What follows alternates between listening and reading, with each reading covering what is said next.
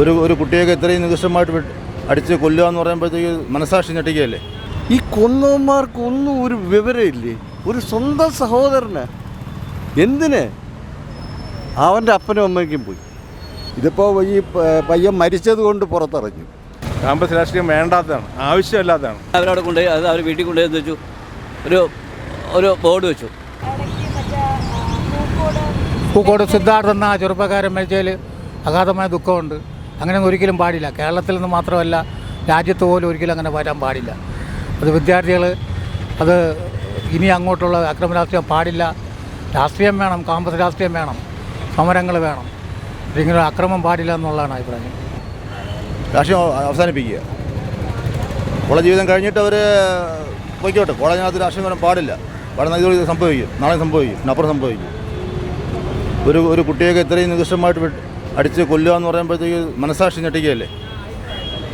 വിശ്വസിക്കാൻ കഴിയുന്ന സംഭവമല്ലേ? അതുകൊണ്ട് രാഷ്ട്രീയം അവസാനിപ്പിക്കുക.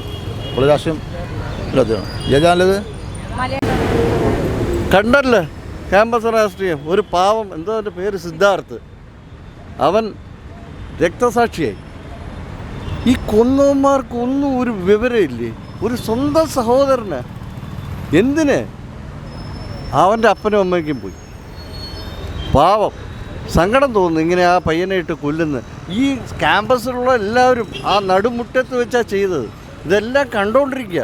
ഒരാൾക്ക് പോലും ഇറങ്ങി വന്ന് ചെയ്യരുതെന്ന് പറയാനുള്ള ആർജവും ഇല്ല, ഊർജവും ഇല്ല.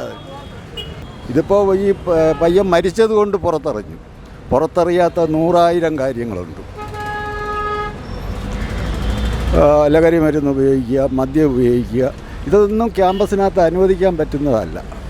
അപ്പോൾ ഇതിന് പൊതുവായിട്ടൊരു നിയമം കൊണ്ടുവരണം.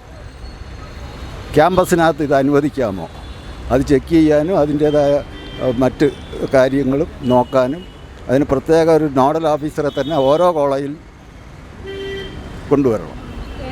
ഇപ്പോൾ കണ്ടില്ലേ, ഇപ്പോൾ ഈ 2 ദിവസം മുമ്പ് തന്നെ നമ്മൾ വായിച്ചതല്ലേ, ഒരു വെറും നിർദ്ദയമായിട്ടല്ലേ ആ കുട്ടിയെ കൊലപ്പെടുത്തിയത്. ക്യാമ്പസ് രാഷ്ട്രീയം വേണ്ടാത്തതാണ്, ആവശ്യമില്ലാത്തതാണ്. പ്രത്യേകിച്ച് കേരളത്തിലെ ഈ ക്യാൻസറാണ് ഈ SFI എന്ന് പറയുന്നത് കേരളത്തിലെ ക്യാൻസറാണ്. അത് ഒഴിവാക്കിയ ഏറ്റവും നല്ലതാണ്. SFI മാത്രമല്ല, മറ്റേ DYFI, CPM, അവരുടെ ഗുണ്ടായി സംഘം തന്നെയല്ലേ ഇവിടെ നടക്കുന്നത്, അല്ലയോ? അത് ഒഴിവാക്കേണ്ടതാണ് ശരി. ഈ SFI സംഘടന അവിടെ നിന്ന് മാറിയാലേ കലാലയം നന്നാവുള്ളൂ, പഠിത്തം നന്നാവുള്ളൂ. DYFIയുടെ സംഘടന അവിടെ നിരോധിച്ചാലേ യുവത്വം നന്നാവുള്ളൂ. CPM ഇല്ലാതെ വന്നാലേ നാട് നന്നാവുള്ളൂ. അതാണ് എൻ്റെ കാഴ്ചപ്പാട്. SFIക്കാരെല്ലാം കൂടി ആ പയ്യനെ അടിച്ചു കൊന്നു അല്ലേ?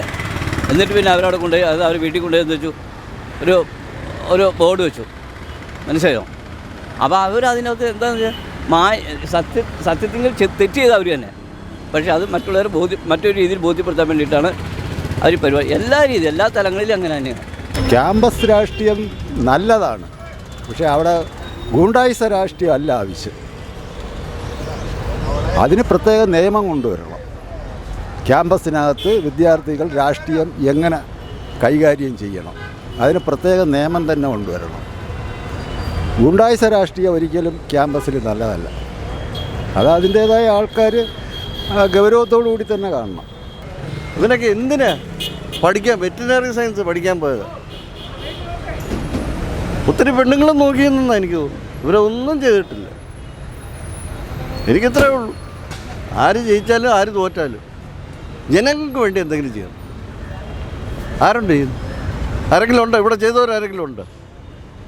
അന്നത്തെ കോളേജ് രാഷ്ട്രീയമല്ല ഇന്ന് അത് കൂടുതൽ അക്രമവാസനയെ കടന്നിരിക്കാൻ അത് ശരിയല്ല എന്നുള്ളതാണ്. കാമ്പസ് രാഷ്ട്രീയം വേണം, അക്രമ രാഷ്ട്രീയം പാടില്ല എന്നുള്ളതാണ്. കാരണം ഈ വിദ്യാർത്ഥികളെ മാതാപിതാക്കൾ പല പ്രതീക്ഷയോടും കൂടിയാണ് ഈ പഠനത്തിനേക്ക് അയക്കുന്നത്. അവിടെ ആകുമ്പോൾ റാഗിങ്ങും മറ്റുള്ള ക്രൂരമായിട്ടുള്ള ഏത് രാഷ്ട്രീയ പാർട്ടിയായാലും അത് പാടില്ല എന്നുള്ളതാണ്. കൂടുതൽ വാർത്തകളും വീഡിയോകളും ലഭ്യമാക്കാൻ മലയാളി ന്യൂസ് ലൈവ്.com സബ്സ്ക്രൈബ് ചെയ്യുക.